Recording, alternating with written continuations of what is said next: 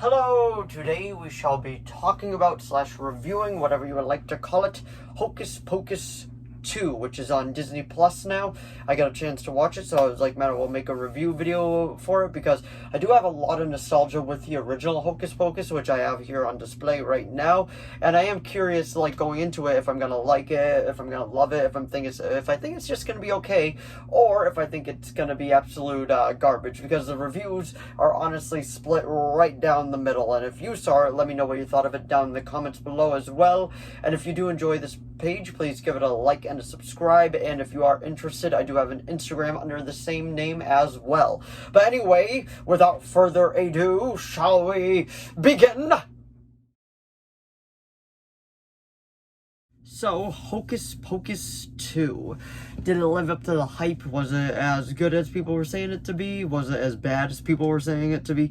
And honestly, I am kind of split down the middle, because I did actually rather enjoy it, but I don't think it was nowhere near as good as the first one. But before we really get into it, I just want to say that this will be a spoiler-filled review, but not till about a bit later on into the video, because I do want to give you my general thoughts on the movie before I actually end up going into the spoiler terrain. But anyway, Hocus Pocus 2, as I said, it is on Disney Plus, which is surprising, because it definitely struck me as a movie that could have gone to theaters, but they decided to do Disney Plus instead, which, I mean, I'm not complaining. Like, it was less money out of my pocket, so I was happy about that. And it runs at 1 hour and 43 minutes long, so it is a tad bit longer than this one. And a fun little fact as well, it wasn't filmed in Salem, Massachusetts. Unlike this one, it was actually filmed in Providence, Rhode Island, and a few other places in Rhode Island. But pretty much the sequel was all filmed in Rhode Island, while giving like the facade of Salem, Mass, which is actually quite cool. And I was actually just recently in Salem, Mass, so I did actually recognize some of the the landmarks they ended up like rebuilding and all that. Like I'll go into in a different Salem video, but it's rated PG as well, which is the exact same as that one. And the director is Fetcher. I probably mispronounced that. If I did, I do apologize, but I gotta say, I think she did a pretty solid job with this one. I did rather, enjoy the direction that she, brought it to. I don't believe it's the same director. Nope, Kenny Ortega was, the director on this one, but like I was saying, I think, she did a relatively good job with it. It was a Disney Plus movie, so you could tell there were certain, restraints. Not all the special effects were really polished, but for the majority of it, I did enjoy it. It was a Halloween-filled movie, and I gotta say, it was fun. But if you're nostalgic for this one, you'll absolutely, I feel actually rather enjoy this film. But if you're not, I'm gonna feel like you would think it's just it's okay. It's not great, not terrible, just kind of split right down the middle with it. But I'm gonna say on two different scales, because I do want to give this a fair rating before I get into spoilers and my absolute favorite scene of the movie. But I gotta say, solid 6 out of 10 on a non-nostalgic scale. It was definitely suffering from a lot of plot points. It didn't really add up and all that, and it kind of felt like it was just it existed just for the sake of existing. There was really no call for it whatsoever. But everybody saw the hype out of this one and how it just kept gaining traction and all that, so they were like, okay, we need a sequel, and that's ended up what happened, happening and all that. So I do understand that from a standpoint, but as someone filled with nostalgia while watching it, nowhere near as good as this one. But I gotta say, it is it's a solid, I would say 7.5 out of 10, because it is just enjoyable. But that was my spoiler-free review of this movie, and we'll be getting into spoilers very shortly. And alrighty, let's talk about spoilers, shall we? So, obviously it has the same actresses back as the three main witches. We got Bette Midler as Winfred, and Sarah Jessica Parker back as Sarah, and then Kathy Namjoon, I probably mispronounced, I am very sorry, as Mary. The Sanderson sisters are all back together, and honestly, for the sake of that, that's fun. I do enjoy that. I enjoy seeing those three actresses back together, and just acting like they did in the first one, still being confused by technology, still, just doing their best, and then, that's about it. Like, they come back out of hell because they were summoned by, okay, I have to, like, rewind the clock a little bit, because, the biggest flaw with this movie, I gotta say, are the protagonists, because I gotta say, they're just very, forgettable. No disrespect to the actors and actresses at all, but I gotta say, it's just like, I don't even remember their names coming out of this movie. I really don't. And I gotta say, like, they were fun, like, they were fine, but like, it's something you're gonna forget in like a day what their names are, obviously, because I watched this movie last night and I don't remember their names.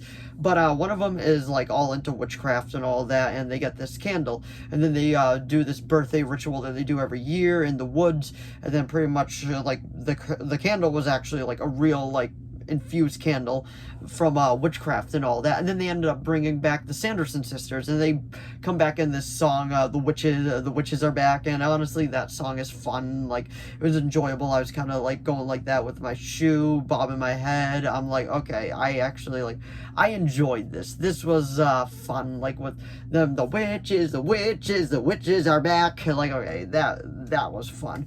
But so pretty much what it was the guy that pretended to be their friend pretty much just betrayed them into releasing them, like the three witches, because he was such a big fan of them and he wanted to do it. He even had their book, and she's like, book, and then like it ended up coming back to her. Like, that was the fun part of it.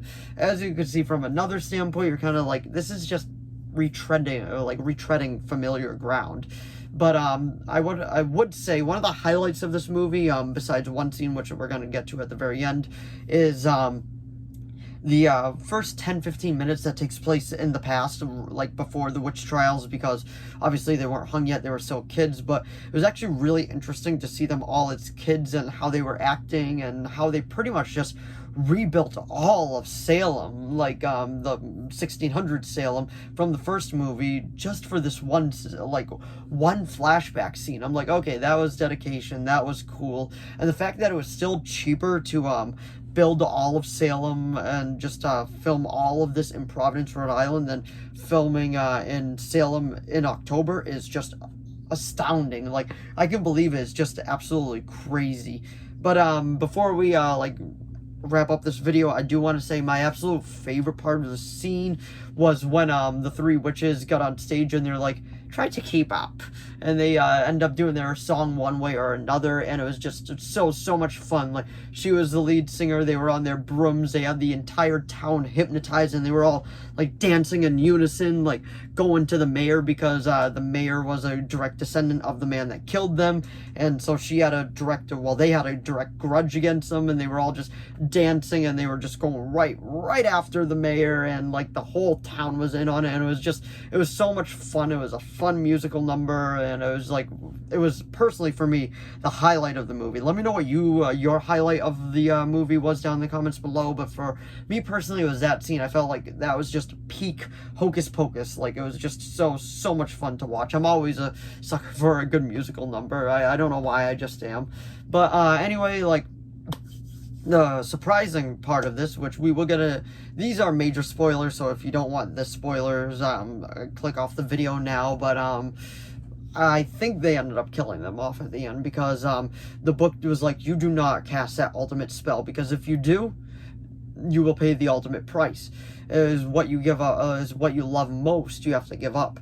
And it was her sisters that she had to give up, the lead one, Winfred. And when she ended up like getting all that power, and she's like, I am the all-powerful witch, like, it kind of gave me vibes of Star Wars a little bit. It was like ultimate power. But pretty much what it was they ended up fading, kind of like dusting, and then she was like, oh no, I don't want to do this. And then we realized that the main characters, the lead one, it was her 16th birthday, and it is like common knowledge that a witch gets her powers on her 16th birthday. And she ended up having powers, and she's like, I'll reverse the spell for you. And then she ended up doing it, and she's like, why aren't they back? And she was like, you're going to meet with them. And then like she ended up like just fading away too. And honestly, I did actually enjoy that ending. It was like kind of a rather sad note, but it was still like, it was a fitting close to their story.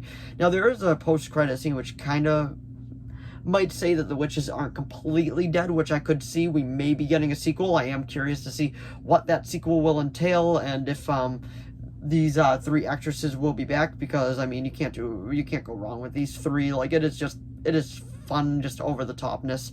And I don't know if I want a sequel yet. I'm kind of on the fence about it, because I was happy with the way that this one ended. So I don't know yet, but let me know if you want a sequel down in the comments below. But like I said, from a nostalgia telescope, I would say this is a solid 7 out of 10 personally. But on another scale of not having the nostalgia goggles on, I would say it is a solid 6 out of 10. But anyway, that was my review of Hocus Pocus 2. So if you enjoyed this video, please give it a like and a subscribe so I know to keep making more of these. If you have any video requests, please leave them down in the comments below. I'll do my best to reply. If I do reply, that does mean I am making it. I just haven't gotten around to it yet. And let me know what you thought of Hocus Pocus 2 down in the comments below. And if you're going to talk about spoilers, please just put a spoiler tag. And if you are interested, I do have a Instagram under the same name as well, MattyTheGeek97. But anyway, thanks for watching as always, and I'll see all of you in the next video. Bye!